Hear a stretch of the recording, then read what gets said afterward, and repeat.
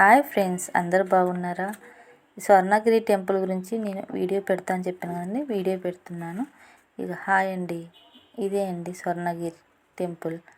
ఇప్పుడే వచ్చాము, మేము కార్ పార్కింగ్ చేసాము. ఇదంతా కార్ పార్కింగ్ ఏరియా అండి. చూద్దామండి, లోపలికి వెళ్దాం. ఇదంతా ఫ్రంట్ ఆవరణం అండి. ఇదంతా ముందు సైడు చూడండి ఎంత అందంగా కడుతున్నారో గుడి. ఇంకా కొంచెం వర్క్ నడుస్తూనే ఉంది, కానీ అసలు శిల్పాలు అంతా చెక్కడం చాలా అందంగా చెక్కారండి. ఇది ఎన్ని సంవత్సరాల నుంచి ఇలా కడుతున్నారో, కానీ గుడి మాత్రం చాలా బాగుందండి. చూడండి ఎలా ఉందో గుడి. ఇదిగోండి, ఇదొక దారి అండి. ఇది అంటే ముసలి వాళ్ళు, పెద్దవాళ్ళు ఉంటారు కదండి, నడవని వాళ్ళు, స్టెప్స్ ఎక్కని వాళ్ళకు ఈ దారి గుండా వెళ్ళొచ్చు లోపలికి. ఇక్కడ వీల్ చైర్ కూడా అరేంజ్ చేసి పెట్టారండి. వీల్ చైర్లో కూడా వెళ్ళొచ్చు.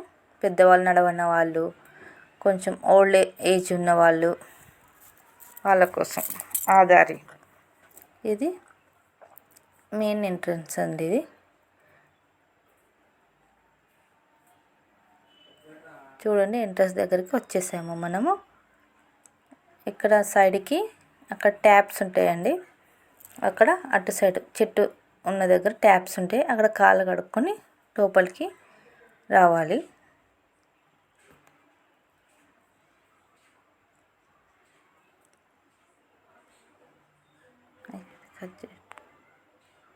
అలా లోపలికి వచ్చిన తర్వాత ఇది అండి మెయిన్ ఎంట్రీ. ఆ ఎంట్రీ దగ్గర శ్రీ వెంకటేశ్వర స్వామి పాదాలు ఉంటాయండి. ఆ పాదాలను దర్శించుకొని మనం లోపలికి వెళ్ళాలి. చూడండి ఎంత పెద్ద పాదాలు. స్వామి పాదాలు దర్శించుకొని అక్కడి నుంచి మెట్ల ద్వారం గుండా మనం పైకి వెళ్ళాలి. ఇట్లా ఎంత మెట్లు, 108 మెట్లు ఉంటాయండి. 108 మెట్లు ఎక్కి మనం పైకి వెళ్ళాలి. నాతో పాటు మా అబ్బాయి కూడా వచ్చాడండి. మా అబ్బాయిను, అదిగోండి మా అబ్బాయి, మా వారు, మా పెద్ద అబ్బాయి అండి. మా ఫ్యామిలీ అందరం కలిసి వెళ్ళాము. ఆ రోజు కొంచెం అందరం ఫ్రీగా ఉన్నారు, వాళ్ళు హాలిడే ఉండి ఆ రోజు, అందుకే వెళ్ళాము. చూడండి మెయిన్ ఎంట్రీ కాడకు వచ్చేసాము, పైకి వచ్చేసాము. ఇదంతా గుడి ఆవరణం అండి. అక్కడ వెంకటేశ్వర స్వామి విగ్రహం కనిపిస్తుంది, ఆంజనేయ స్వామి విగ్రహం కనిపిస్తుంది కదండి, దాని నుంచి మళ్ళీ చూపిస్తాను మీకు. ఇదంతా గుడి ఆవరణం. చూడండి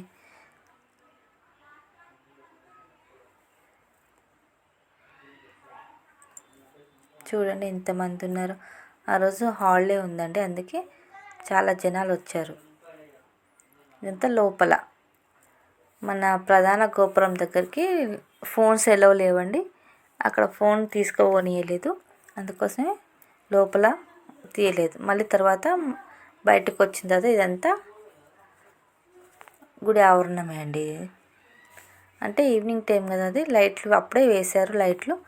లైట్లతో దగదగ మెరిసిపోతుంది. చూడండి ఆంజనేయ స్వామి విగ్రహం, 20 అడుగుల ఆంజనేయ స్వామి. చాలా ఎత్తైన విగ్రహం అండి. ఒక్క రాయితోటే ఆ విగ్రహాన్ని తయారు చేశారంట. చాలా బాగుందండి అది. ఇది పక్కన గంట, ఇది గంటను కంచు గంట అంటారంట అండి.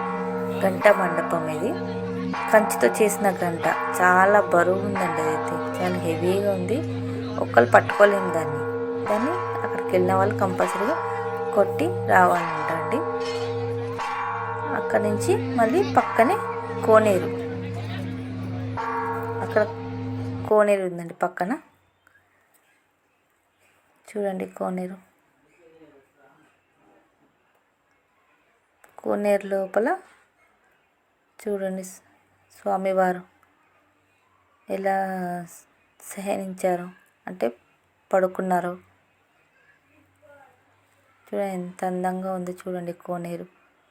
ఆ కోనేరులో మనం అనుకొని కొన్ని చిల్లర అంటే కాయిన్స్ వేస్తున్నారండి దాంట్లో. మన మనసులో ఏదైనా కోరిక కోరుకొని కాయిన్స్ వేస్తే మంచిదంట. వేస్తున్నారు చూడండి ఎంత బాగుందో స్వామివారు ఎలా శయనించారో. అక్కడ కొన్ని ఫొటోస్ దిగామండి. ఫొటోస్ దిగేసి అక్కడి నుంచి బయటికి వచ్చామండి మేము. చూడండి గుడి అంతా ఎలా ఉందో, లైట్లతోటి దగదగా మెరిసిపోతుంది. ఈవినింగ్ టైం కదండి. మేము 5 o'clock వెళ్ళాము. లోపలికి వెళ్ళి దర్శనం చేసుకొని బయటకు వచ్చేసరికి లైట్లు ఆన్ చేశారు. 6 అయిపోయింది. అప్పుడు చూడండి ఎలా ఉందో, లైట్లతో దగదగా మెరిసిపోతుంది. ఇది స్వర్ణగిరి అన్నారు కదండి, పేరులోనే ఉంది కదా స్వర్ణం. స్వర్ణం అంటే బంగారం, బంగారు రంగులో బంగారంలాగా మెరిసిపోతుంది గుడి అంతా. చూడండి ఎంత అందంగా ఉందో.